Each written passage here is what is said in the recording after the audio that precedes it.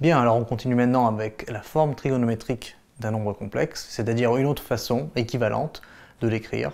Pour l'instant, on l'a écrit z est égal à a plus ib tout le temps, mais on peut très bien l'écrire autrement, et on va voir ici la forme trigonométrique. Alors, je vais considérer un complexe z non nul, pour que ce soit intéressant, et je le place dans le plan. En tout cas, dans le plan, je place le point M d'apfixe z, et souvenez-vous, voilà le vecteur OM, l'angle θ qui est l'argument, on a déjà fait ça plusieurs fois, et on a dit, mais tout simplement, si z est égal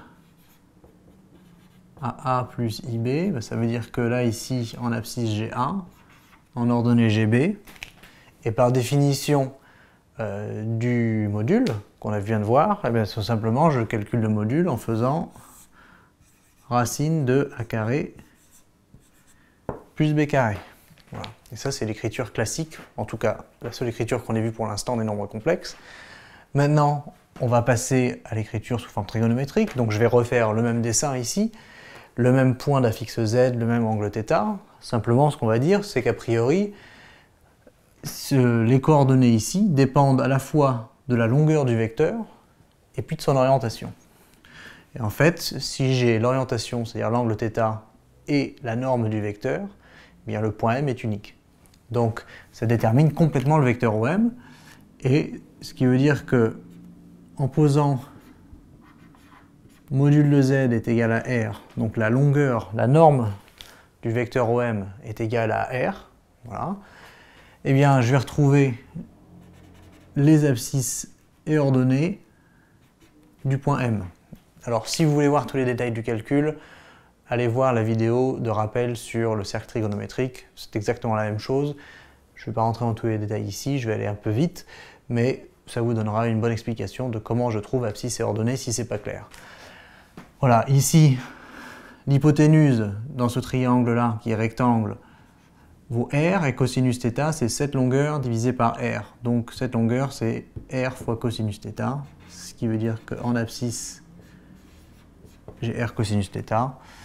En ordonnée, même argument, le sinus de θ, c'est cette longueur-là divisée par R. Donc cette longueur-là, c'est R sinus θ. Et en ordonnée, j'ai donc R sinus θ. C'est-à-dire que maintenant, plutôt que d'avoir A et B, j'ai R cos θ plus R sin θ. Voilà, pourquoi pas. Ce qui veut dire que je peux quand même calculer le module. Avec la même règle, eh bien c'est R cosinus θ au carré plus R sinus θ au carré,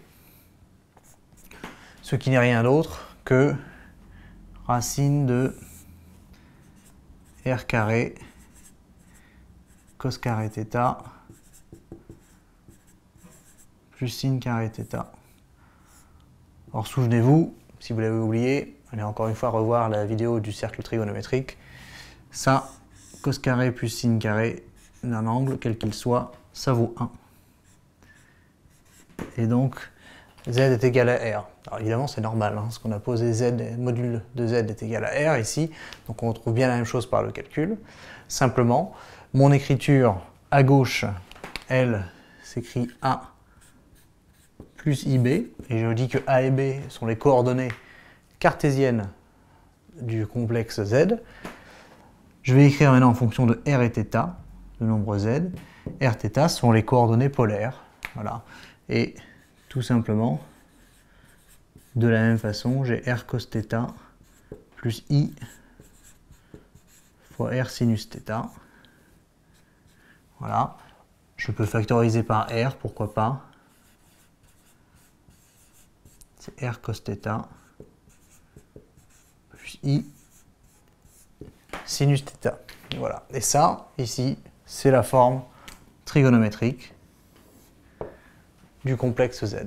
Ce qui veut dire que quand vous avez un complexe Z n'importe lequel, on peut vous le donner sous la forme cartésienne ou sous la forme polaire, mais vous pouvez passer de l'un à l'autre. Pourquoi? Parce que vous savez que R, en fait, ici, ça n'est que le module, et θ, c'est l'argument. Et donc vous pouvez déterminer facilement θ, et on va le voir avec l'exemple juste ici.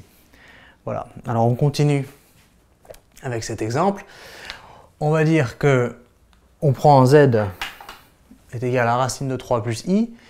c'est un nombre complexe sous forme cartésienne, et moi je veux la forme trigonométrique. Alors la première chose que je vais faire, c'est que je vais calculer R, qui est égal au module de Z, c'est-à-dire racine de 3 au carré, ça fait 3, plus 1 au carré, ça fait 1, racine de 4, donc ce qui fait 2, puisque le module est positif, donc on élimine la solution moins 2, et on a R égale 2. Donc, maintenant, je peux faire la chose suivante, c'est que je peux écrire Z est égal, et ce qu'on va faire, c'est qu'on va mettre R en facteur, comme ici. Et on espère que quelque chose de la forme cos θ plus I sinus θ va apparaître. Donc Z va être égal, je mets R en facteur, c'est-à-dire 2, c'est 2 racine de 3 sur 2 plus 1 demi fois I. Voilà.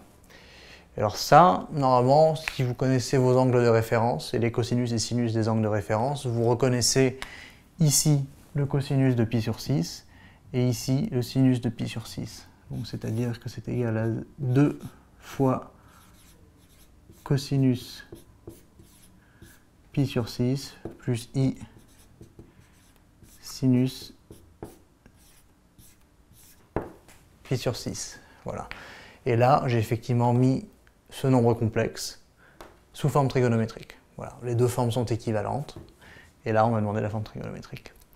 Voilà. J'espère que c'est un petit peu plus clair. Et on va en dire un petit peu plus tout de suite maintenant avec la formule de Moivre.